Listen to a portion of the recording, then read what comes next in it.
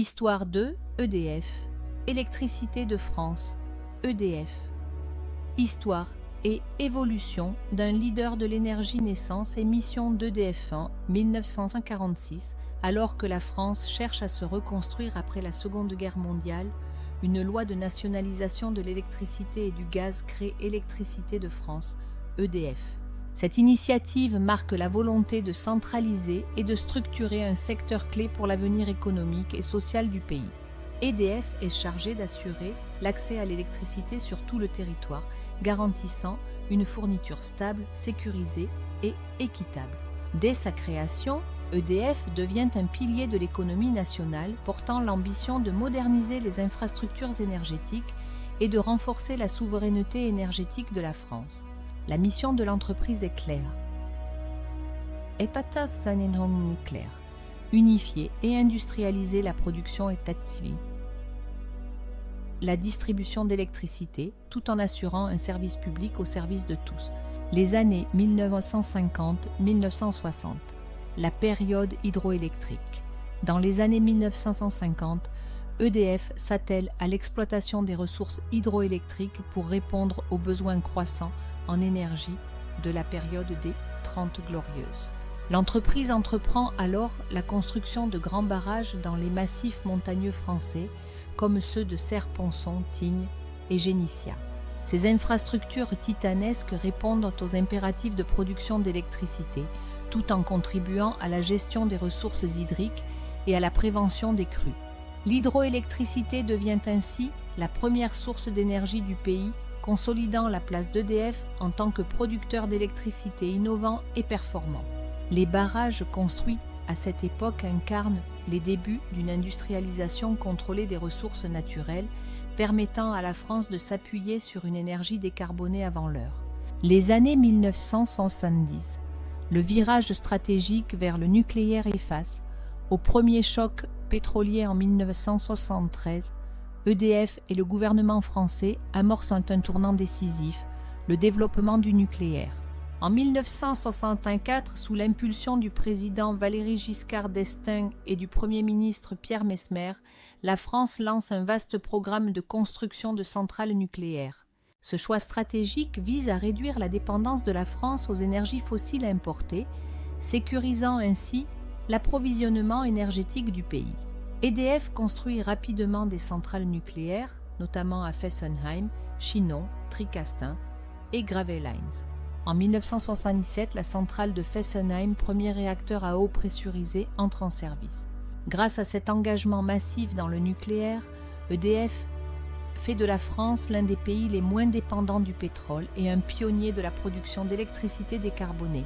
Les années 1980-1990, modernisation et internationalisation, les années 1980 sont marquées par une période de consolidation et de modernisation pour EDF. L'entreprise optimise son parc de production et renforce ses installations, notamment en augmentant les standards de sécurité des centrales nucléaires à la suite de l'accident de Tchernobyl en 1986. Cet événement pousse EDF à investir dans des dispositifs de sûreté supplémentaires et à adopter des pratiques rigoureuses pour garantir une exploitation nucléaire exemplaire. Simultanément, EDF commence à développer sa présence internationale, exportant son savoir-faire en gestion de réseaux et de production d'électricité en Amérique latine, en Afrique et en Asie. Cette ouverture sur les marchés étrangers permet à EDF de se positionner comme un acteur mondial de l'énergie, apportant une expertise technique dans des pays aux infrastructures moins développées. Les années 2000, libéralisation et énergie renouvelable. L'entrée dans le XXIe siècle marque un changement de statut pour EDF, désormais en concurrence sur le marché européen. En 2004, EDF devient une société anonyme à capitaux publics et l'ouverture de son capital débute. L'État reste actionnaire majoritaire, mais la libéralisation du marché impose à EDF de s'adapter à une nouvelle réalité économique où la compétitivité est cruciale. EDF prend alors un virage vers les énergies renouvelables pour diversifier son mix énergétique et répondre aux enjeux climatiques. Des investissements importants sont réalisés dans le solaire et l'éolien, notamment avec la construction de la centrale solaire de Cestas en 2015, l'une des plus grandes d'Europe. EDF lance aussi des projets de parcs éoliens terrestres et maritimes, symbolisant son engagement dans la transition énergétique et la réduction des émissions de carbone. 2010-2020, innovation et crise nucléaire. Dans les années 2010, EDF doit composer avec une pression croissante pour garantir la sécurité de ses installations nucléaires, particulièrement après l'accident de Fukushima en 2011. EDF renforce encore davantage ses normes de sécurité et engage des investissements pour sécuriser ses infrastructures. La fermeture de la centrale de Fessenheim en 2020 incarne cette transition progressive vers un parc nucléaire plus restreint mais plus sécurisé. Parallèlement, EDF investit dans des technologies de pointe, réseaux intelligents, stockage d'énergie et recherche dans les énergies renouvelables. Le projet de parc éolien offshore de Saint-Nazaire, mis en service en 2022, témoigne de l'engagement d'EDF pour les énergies propres. 2020-2024, vers une souveraineté énergétique renforcée. Les crises énergétiques et géopolitiques des années 2020, exacerbées par la guerre en Ukraine, ramènent EDF au centre de la politique énergétique nationale. En 2022, un projet de renationalisation d'EDF est décidé, soulignant l'importance stratégique de l'entreprise pour assurer l'indépendance énergétique de la France. La renationalisation vise à repositionner EDF comme un acteur public de premier plan pour garantir l'approvisionnement en électricité du pays et accompagner la transition énergétique. EDF continue également de diversifier ses activités, développant des technologies avancées comme les réacteurs EPR2, European Pressurized Reactor, plus performants et plus sûrs, et en investissant dans les petits réacteurs modulaires, SMR, capables de fournir une électricité flexible et à moindre coût. Perspective d'avenir. Un leader de la transition énergétique, l'ambition d'EDF pour les prochaines décennies est d'incarner un acteur de référence dans la transition énergétique mondiale. Sa stratégie CAP 2030 a pour objectif de doubler ses capacités installées en énergie renouvelable d'ici à 2030 et d'atteindre la neutralité carbone d'ici à 2050. EDF concentre ses efforts sur le développement de l'éolien, du solaire, du stockage d'énergie et de l'hydrogène, tout en améliorant l'efficacité énergétique de ses infrastructures existantes. L'entreprise investit également dans le numérique avec des technologies de réseaux intelligents permettant d'adapter la production aux besoins en temps réel et de nouvelles solutions pour optimiser la consommation énergétique. Conclusion, EDF, un héritage et un défi pour le futur. Depuis plus de 75 ans, EDF est un acteur central de l'énergie en France et plus largement dans le monde. L'entreprise a su anticiper les évolutions technologiques et répondre aux crises en adaptant son modèle. Aujourd'hui, elle est à la croisée des chemins, devant relever le défi de la transition énergétique tout en assurant la sécurité et la disponibilité de l'électricité pour des millions de consommateurs. EDF, par son histoire et ses projets futurs, se positionne non seulement comme un fournisseur d'électricité, mais comme un leader de l'innovation énergétique. Sa mission est de poursuivre la décarbonation du mix énergétique tout en garantissant la compétitivité, la sécurité et la durabilité. En unissant l'expertise nucléaire, énergie renouvelable et technologie de pointe, EDF répond aux besoins du présent tout en construisant une vision durable pour les générations à venir. Histoire de Enel Énergie de l'Italie, voyage dans l'histoire et les transformations d'un géant mondial, 1962-2024. Introduction. Lorsque l'on pense à Enel, une multitude d'images se superposent. Des centrales électriques d'une puissance impressionnante, des réseaux intelligents, des fermes solaires qui s'étendent à perte de vue et des installations éoliennes battues par les vents. Ce groupe énergétique italien, né au début des années 1960, a parcouru un chemin colossal depuis ses modestes débuts jusqu'à devenir un acteur majeur de la transition énergétique mondiale. Ce documentaire offre un voyage à travers l'histoire d'Enel, son évolution technologique, ses stratégies d'expansion et ses initiatives vers un avenir plus vert. Matteo. Chapitre 1. Les origines d'Enel, 1962-1960. L'histoire d'Enel commence en 1962, au cœur de l'Italie, alors que le pays cherche à se reconstruire et à se moderniser après les ravages de la Seconde Guerre mondiale. À cette époque, l'énergie en Italie a été fournie par de petites entreprises locales qui peinent à répondre aux besoins croissants du pays. Face à cette fragmentation et aux inégalités dans l'accès à l'énergie, le gouvernement italien décide de créer une entreprise nationale pour centraliser et rationaliser la production et la distribution de l'électricité. Enel, acronyme d'Ente Nazionale per l'Energia Elettrica, voit le jour en décembre 1962 sous la forme d'un établissement public. La mission initiale d'Enel est de garantir l'accès à l'énergie pour tous les Italiens, de stimuler l'industrialisation et d'harmoniser les tarifs. La première décennie est marquée par une politique de nationalisation, Enel rachetant des centaines de petites sociétés privées pour consolider son réseau. L'entreprise développe rapidement des infrastructures électriques dans les régions les plus reculées, symbole d'une Italie en plein essor. Chapitre 2 – Expansion et période nucléaire. 1970-1987, les années 1970 sont des années de changement pour Enel. L'Italie, à l'instar de nombreuses nations occidentales, est touchée par la crise pétrolière de 1973 qui met en lumière la vulnérabilité énergétique des pays dépendants des importations. Pour diversifier ses sources, Enel commence à explorer l'énergie nucléaire. En 1965, la première centrale nucléaire italienne, située à Caorso, est inaugurée, suivie par plusieurs autres projets en collaboration avec des partenaires internationaux.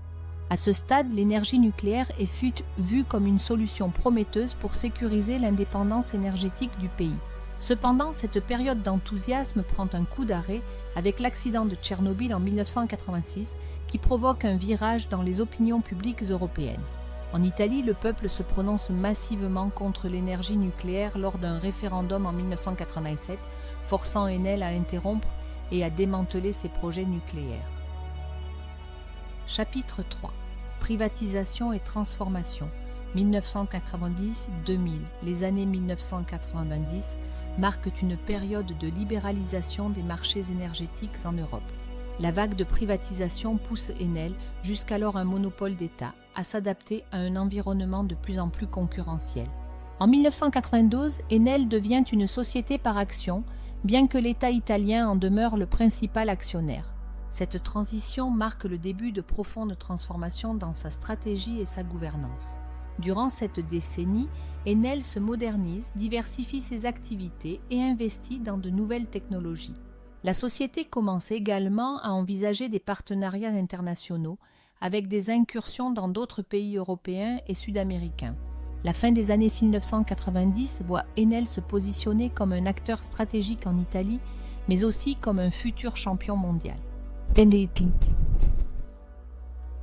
Chapitre 4 – La stratégie d'expansion mondiale 2000-2010. Enel entre dans les années 2000 avec une ambition renouvelée, devenir un leader mondial de l'énergie. Le rachat d'entreprises étrangères devient un axe central de sa stratégie, en particulier en Amérique latine, un marché en pleine expansion. En 2008, Enel acquiert la société espagnole Endesa, ce qui lui ouvre les portes des marchés espagnols et latino-américains et propulse Enel au rang de géant international. L'acquisition d'Endesa marque aussi le début d'une stratégie axée sur les énergies renouvelables. Enel crée sa filiale Enel Green Power, spécialisée dans les énergies propres, avec l'objectif de développer des projets solaires, éoliens et géothermiques partout dans le monde. Enel prend conscience des enjeux environnementaux et de la nécessité de réduire sa dépendance aux énergies fossiles pour assurer un avenir durable.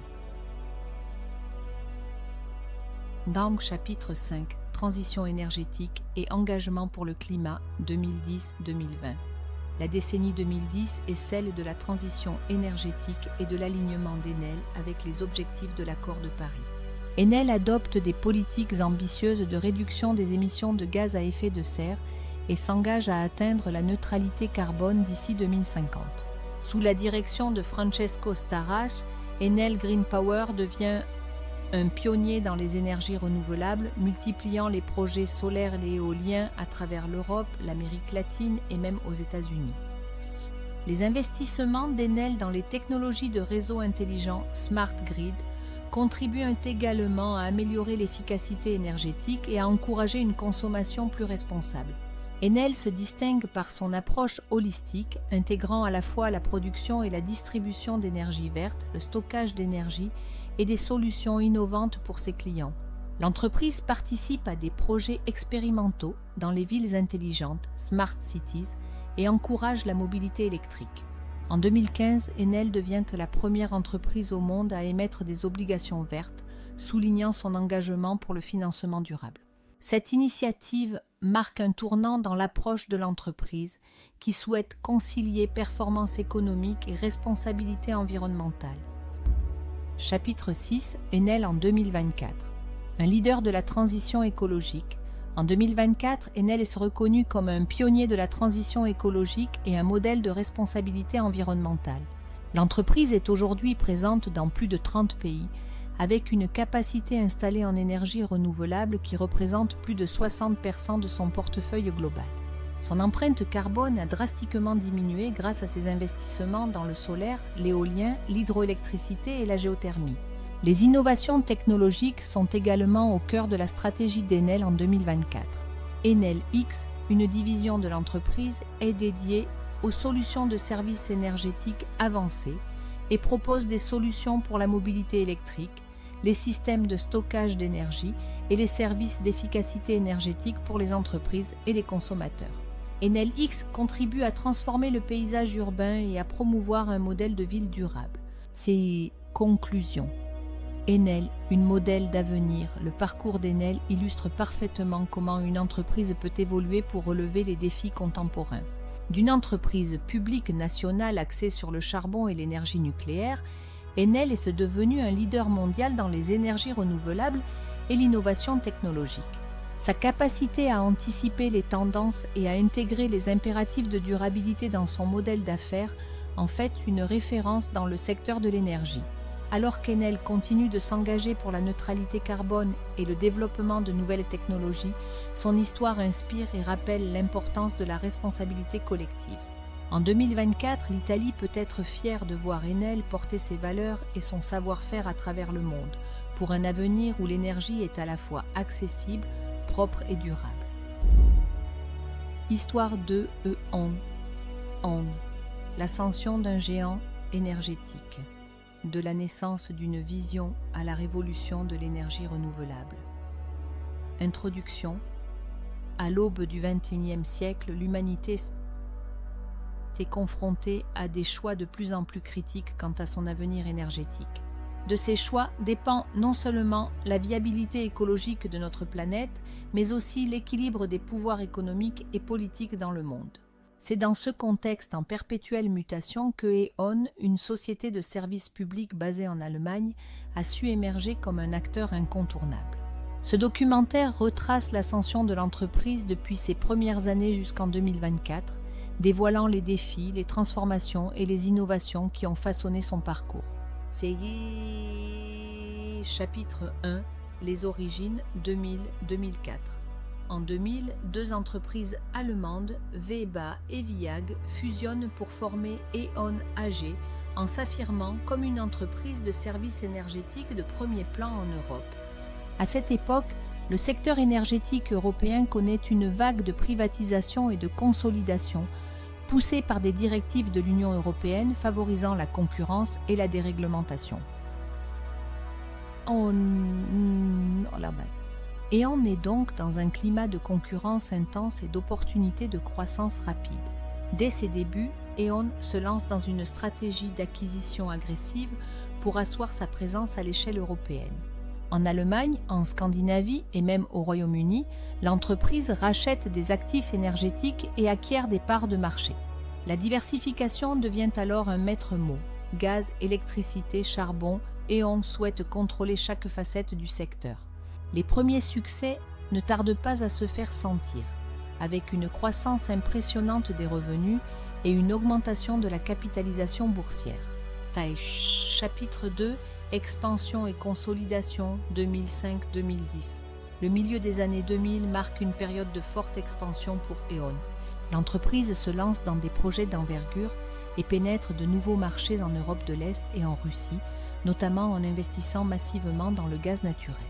En 2007, elle acquiert une participation importante dans la société russe Gazprom, devenant ainsi un partenaire stratégique dans l'approvisionnement de l'Europe en gaz naturel. Pendant cette période, E.ON est confronté aux premières critiques liées aux problématiques environnementales. L'opinion publique, en particulier en Europe, devient de plus en plus sensibilisée aux enjeux du changement climatique et la pression monte pour que les entreprises énergétiques réduisent leurs émissions de gaz à effet de serre. E.ON commence donc à explorer des options pour investir dans les énergies renouvelables, bien que cela reste encore une part relativement modeste de son portefeuille. Chapitre 3. La crise financière et la réorientation stratégique 2011-2015. La crise financière de 2008 a un impact profond sur les entreprises de tous les secteurs et E.ON n'y échappe pas. La demande en énergie stagne, les prix du gaz et de l'électricité chutent et l'entreprise est confrontée à une hausse des coûts réglementaires pour la réduction des émissions de CO2. Conscient que le modèle de croissance centré sur les énergies fossiles est remis en question, E.ON décide de réévaluer ses priorités. En 2014, E.ON annonce un bouleversement majeur. La scission de ses activités pour séparer les énergies conventionnelles, charbon, gaz nucléaire, des énergies renouvelables et des services à valeur ajoutée. Cette décision stratégique mène à la création d'Uniper, une filiale dédiée aux activités de production conventionnelle, tandis que E.ON se concentre sur l'avenir en prenant un virage résolument tourné vers les énergies propres et la transition énergétique. Chapitre 4. Le renouveau de E.ON 2016-2020. À partir de 2016, E.ON devient un acteur résolument orienté vers les énergies renouvelables et la gestion intelligente de l'énergie. La société investit massivement dans l'éolien et le solaire, tout en développant des infrastructures de stockage d'énergie et des réseaux électriques intelligents. Cette période marque aussi le début de partenariats stratégiques avec des entreprises technologiques pour améliorer l'efficacité énergétique et offrir des services aux consommateurs soucieux de leur empreinte carbone. En 2018, une autre transformation clé se dessine et E.ON rachète Innogy, une filiale de RWE spécialisée dans les énergies renouvelables, devenant ainsi l'un des leaders européens dans ce domaine. Ce rachat permet à E.ON de renforcer sa position dans les énergies vertes et d'accélérer son engagement vers la décarbonation. Le slogan de l'entreprise devient alors « Empowering Customers, Shaping Markets », témoignant de sa volonté de mettre le client au centre de sa stratégie, tout en modelant les marchés de l'énergie. Chapitre 5. Vers une transition verte et digitale 2021-2024. Les années 2020 sont celles de la digitalisation et de la lutte accélérée contre le changement climatique. E.ON investit dans des technologies de pointe pour améliorer la gestion de l'énergie en temps réel, les réseaux intelligents et les solutions de stockage. L'objectif est de rendre les systèmes énergétiques plus résilients et flexibles, capables de répondre à la variabilité de la production d'énergie renouvelable. Dans cette démarche, E.ON met en œuvre des projets pilotes de production d'hydrogène vert et d'énergie propre à partir de biomasse, et déploie des infrastructures de recharge pour véhicules électriques à grande échelle. Des collaborations avec des start-up et des entreprises technologiques se multiplient pour développer des solutions énergétiques personnalisées et intelligentes. En 2022, l'entreprise présente un programme ambitieux visant à atteindre la neutralité carbone d'ici 2040, s'alignant ainsi sur les objectifs climatiques européens. En 2023, E.ON lance des initiatives de plus grande ampleur pour sensibiliser le grand public et faciliter l'accès aux énergies propres. En parallèle, l'entreprise renforce son engagement dans l'hydrogène vert, explorant le potentiel de cette source d'énergie comme pilier de la décarbonation industrielle. Les premiers résultats sont prometteurs et confirment que l'hydrogène pourrait devenir un atout majeur pour les industries et le secteur des transports. Chapitre 6. L'impact de E.ON sur le marché mondial de l'énergie. Désormais, E.ON ne se contente plus de jouer un rôle d'acteur de l'énergie en Europe. L'entreprise est perçu comme un modèle de transition énergétique et ses stratégies sont scrutées et parfois reproduites dans d'autres parties du monde. En 2024, E.ON est devenu synonyme de transformation verte et numérique, influençant non seulement le secteur de l'énergie, mais aussi les politiques publiques et les réglementations. Ses contributions aux réseaux intelligents permettent une intégration plus fluide des énergies renouvelables et garantissent une meilleure gestion de la demande et de l'offre d'électricité. Par son engagement en faveur de la décarbonation, E.ON influence d'autres entreprises à faire de même, prouvant qu'une transition énergétique ambitieuse peut être rentable et durable. Épilogue, les défis et perspectives d'avenir. Si E.ON a réussi une transformation remarquable, l'entreprise est encore loin de la fin de son voyage. Les défis sont nombreux, les prix de l'énergie fluctuent, les pressions pour atteindre la neutralité carbone augmentent, et l'avènement de nouvelles technologies pourrait transformer le secteur encore plus radicalement. L'entreprise sait que l'avenir repose sur une adaptation constante, une innovation soutenue et un engagement inébranlable envers la durabilité. En 2024, E.ON est à la croisée des chemins, mais plus que jamais, elle s'affiche comme une entreprise pionnière, prête à repousser les limites pour offrir un avenir énergétique propre et intelligent. Le monde l'observe, et l'avenir de l'énergie dépendra peut-être de sa capacité à inspirer et à diriger. Conclusion. L'histoire d'E.ON est celle d'une adaptation perpétuelle face aux défis du siècle. C'est aussi l'histoire d'une entreprise qui a su abandonner ses anciennes pratiques pour embrasser un avenir durable.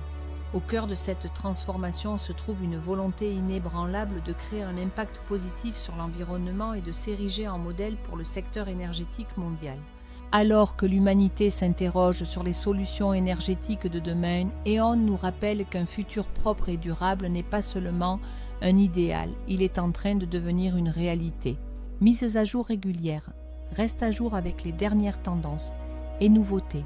Abonne-toi et active la cloche pour ne rien manquer.